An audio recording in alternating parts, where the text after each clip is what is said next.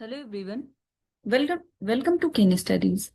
आज है 14 मई और आज के करंट अफेयर सेशन में हम जिन टॉपिक्स को कवर करेंगे वो टॉपिक्स हैं आईसीजीएस अचल के बारे में देखेंगे। इसके साथ ही हम देखेंगे पंचायत अवार्ड्स 2025 के बारे में कि 2025 को जो अवार्ड सेरेमनी हुआ है उसमें कौन सा राज्य कैसा प्रदर्शन किया है। इसके बाद हम देखेंगे इम्प्लॉयज स्टेट इंश्योरेंस कॉरपोरेशन के बारे में, काइंड एक्स एक्सरसाइज के बारे में देखेंगे। हाल ही में लोकटक लेक जो है ये न्यूज में रही है, इसके बारे में देखेंगे। और लास्ट में हम देखेंगे पीएम श्री स्कीम के बारे में। सो शुरू करते हैं आज का करंट अफेयर सेशन। ये रहा आज का first question. Indian Coast Guard ship Achal that was recently seen in the news belongs to which class of vessel? यहां पर आपसे पूछा जा रहा है, हाल ही में खबरों में दिखाई देने वाला जो भारतीय तटरक्षक पोत है जिसका नाम है अचल, ये किस श्रेणी के पोतों से संबंधित है? आपके ऑप्शंस हैं विक्रांत क्लास, शिवालिक क्लास, अदम्य क्लास या फिर कोलकाता क्लास।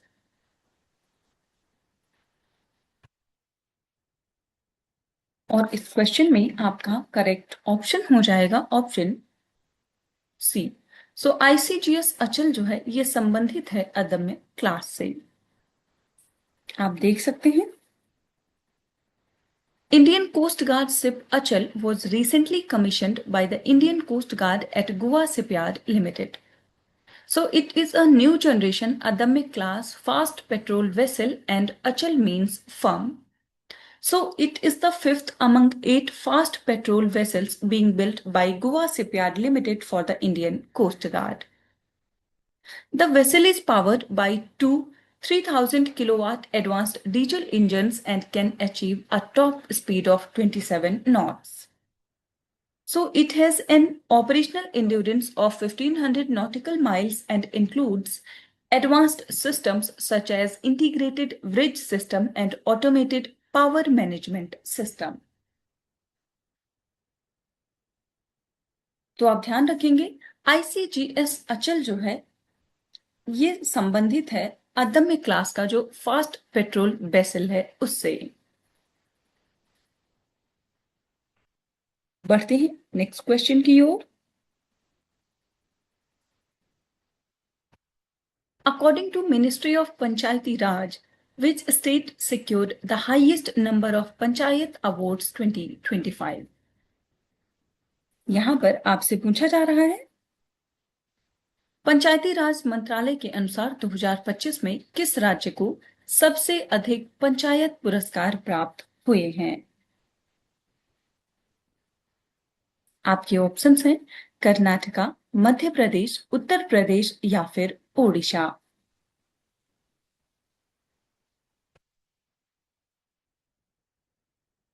और इस क्वेश्चन में आपका करेक्ट ऑप्शन हो जाएगा option A. So Ministry of Panchayati Raj के द्वारा जो पंचायत अवार्ड्स दिए गए हैं उसमें सबसे अधिक पुरस्कार प्राप्त किया है कर्नाटका राज्य ने। आप देख सकते हैं Ministry of Panchayati Raj announced the National Panchayat Awards 2025 selecting 42 panchayats from across India. So Karnataka secured the highest number of awards with 6 panchayats followed by Andhra Pradesh and Odisha with 5 each. So awards are given under two categories: Deen Dayal Upadhyay panchayat सतत विकास पुरस्कार and Nanaji Deshmukh सर्वोत्तम पंचायत सतत विकास पुरस्कार.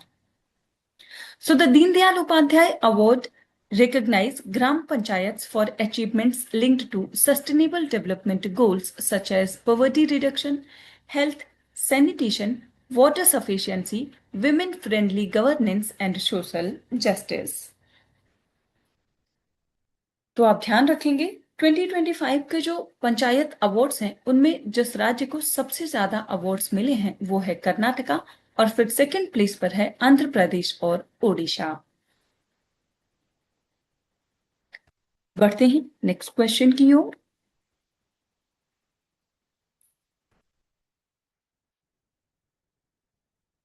Which of the following statements are correct in respect of Employees State Insurance Corporation? So यहाँ पर जो कर्मचारी राज्य बीमा निगम है उससे संबंधित कुछ कथन दिए गए हैं जिन पर आपको विचार करना है और बताना है कि इस निगम से संबंधित यहाँ पर कौन से ऐसे स्टेटमेंट्स हैं जो कि करेक्ट हैं। फर्स्ट स्टेटमेंट है ESIC was established under the Employees State Insurance Act 1948. और सेकंड स्टेटमेंट है it functions under the ministry of labour and employment. Third statement है ESIC provides social security benefits only to government employees. और इस question में आपको नीचे दिए गए कोड्स का उपयोग करके बताना है कि एम्प्लॉयज स्टेट इंश्योरेंस कॉर्पोरेशन से संबंधित यहां पर कौन से ऐसे स्टेटमेंट्स हैं जो कि करेक्ट हैं। और इस क्वेश्चन में आपका करेक्ट ऑप्शन हो जाएगा ऑप्शन ए। सो यहां पर केवल दो ही स्टेटमेंट्स करेक्ट हैं, वो स्टेटमेंट्स हैं फर्स्ट और सेकंड। थर्ड स्टेटमेंट यहां पर इनकरेक्ट है क्योंकि ESIC जो है ये मेनली कवर करता है वर्कर्स इन ऑर्गेनाइज्ड सेक्टर्स, ना कि गवर्नमेंट एम्प्लॉयज को। आप यहां डिटेल में देख सकते हैं। So, Employees State Insurance Corporation was created through the Employees State Insurance Act 1948. And the Act provides social security and health insurance to workers. So, it started functioning to protect employees against sickness, maternity, disability, and employment injury. So, it is one of the India's earliest social welfare legislation for workers. आप ध्यान रखेंगे ये जो employees state insurance corporation है ये work करता है under the ministry of labour and employment. So the ministry supervises policies related to labor welfare and employment security. ESIC implements welfare schemes for workers through this ministry, and the corporation has representatives of employees, employers, and governments. So ESIC mainly covers workers in organized sectors, not only government employees, and employees working in factories, establishments, shops, and companies can be covered. So both private sector and some public sector employees are eligible under ESI rules. और इसके तहत जो benefits हैं उनमें शामिल है medical care, cash benefits, maternity support and disability compensation. बढ़ते हैं नेक्स्ट क्वेश्चन की ओर।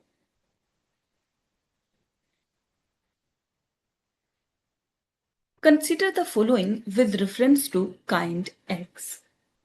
यहां पर काइंड एक्स से संबंधित कुछ कथन दिए गए हैं जिन पर आपको विचार करना है। फर्स्ट स्टेटमेंट है the kind x exercise is conducted between India and South Korea. And second statement is it focuses on strengthening maritime cooperation and naval interoperability. And third, the exercise is conducted under the framework of the United Nations peacekeeping operations.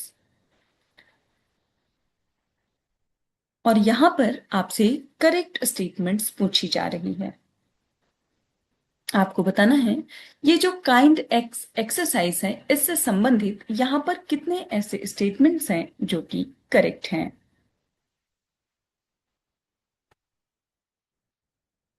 और इस question में आपका correct option हो जाएगा option B.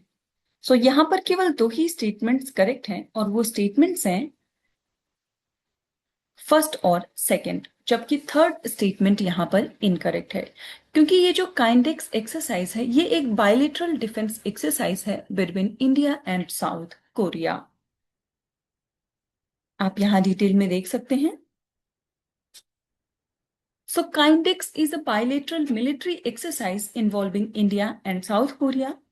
It reflects growing defense cooperation between the two countries and the exercise strengthens strategic relations in the Indo-Pacific region.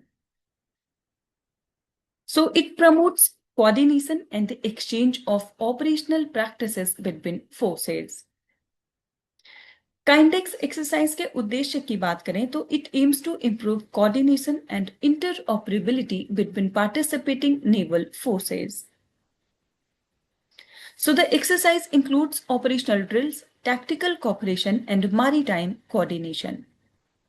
So it helps both countries improve preparedness in maritime security operations, and such exercises enhance mutual trust and defense collaboration at sea.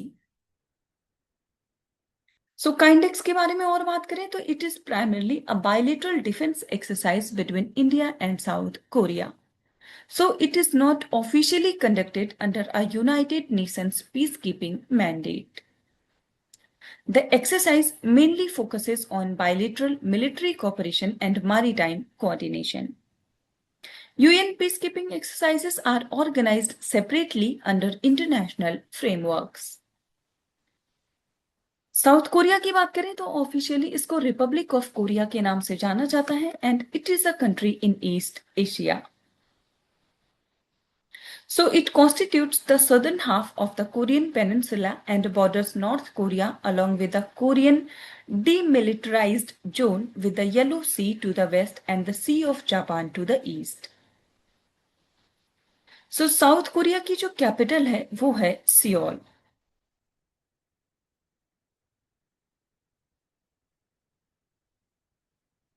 बढ़ते हैं next question की ओर.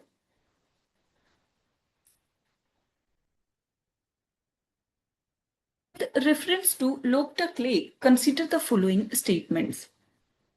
So यहाँ पर Loktak lake से संबंधित कुछ कथन दिए गए हैं जिन पर आपको विचार करना है. फर्स्ट स्टेटमेंट है, it is one of the largest freshwater lakes in South Asia and it is famous for its floating islands called Phomdees. Second statement है, the lake is currently listed on the Montrex record due to ecological concerns like siltation and pollution. And third statement is, it serves as the only natural habitat for the endangered Sangai deer found in the Kebul Lamjao National Park.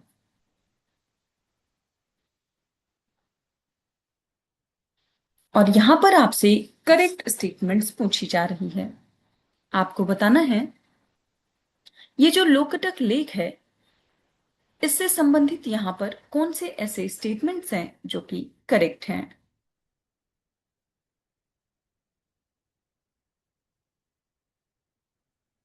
और इस question में आपका correct option हो जाएगा option D. सो यहां पर ये तीनों ही स्टेटमेंट्स करेक्ट हैं. देख सकते हैं. So Lokatak Lake is located in Manipur and it is the largest freshwater lake in northeast India and one of the notable freshwater lakes in South Asia.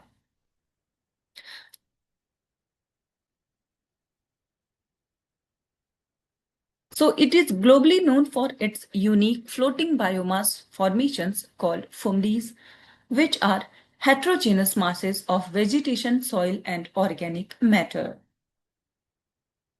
So Lokatak Lake is included in the Montrex record, are registered under the Ramsar Convention for threatened wetlands due to ecological problems such as excessive siltation, pollution, hydrological alterations.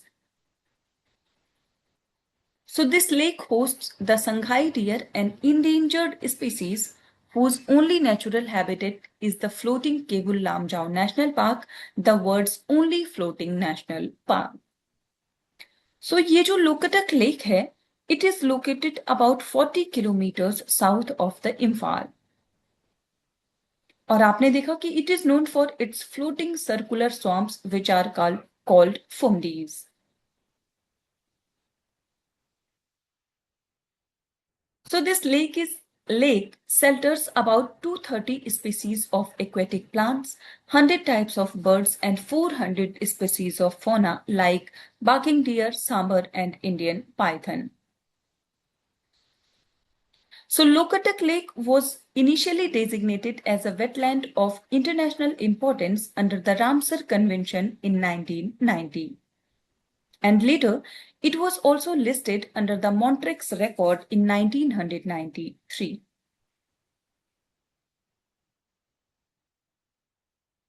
बढ़ते हैं next question की ओर. In the context of PM Sri scheme, which of the following best describes the lighthouse concept? यहां पर आपसे पूछा जा रहा है पीएम श्री योजना के संदर्भ में निम्नलिखित में से कौन सा विकल्प लाइट हाउस अवधारणा का सबसे अच्छा वर्णन करता है. आपके ऑप्शंस हैं. फर्स्ट ऑप्शन है schools powered entirely by renewable energy to reduce carbon footprints. और सेकंड ऑप्शन है institutions that provide vocational training specifically for the maritime sector. Third statement है model schools that provide leadership and mentorship to other schools in their vicinity to implement NEP 2020. And fourth, schools located in aspirational districts to improve literacy rates among tribal populations. आपको बताना है कि ये जो PM Shri scheme है इसके संदर्भ में लाइट हाउस कॉन्सेप्ट जो है उसका सबसे अच्छा वर्णन किस ऑप्शन में किया गया है.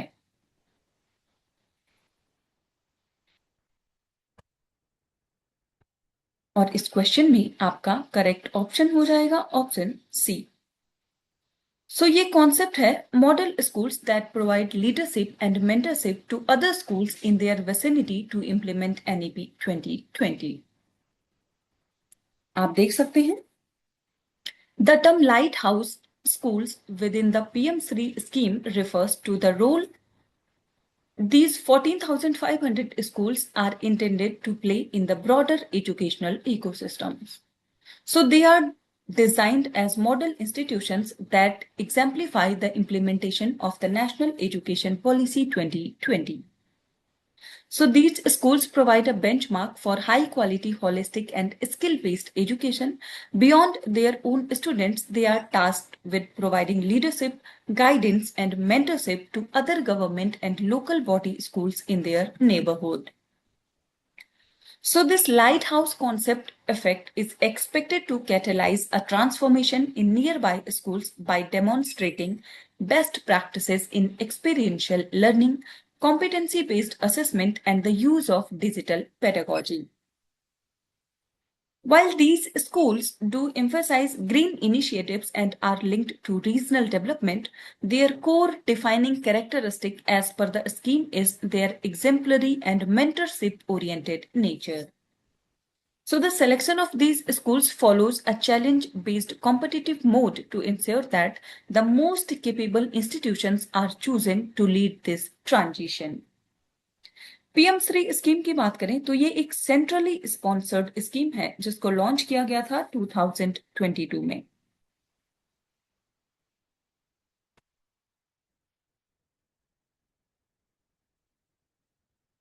सो आज के करंट अफेयर सेशन में इतना ही. Thank you for watching. Do like, share and subscribe.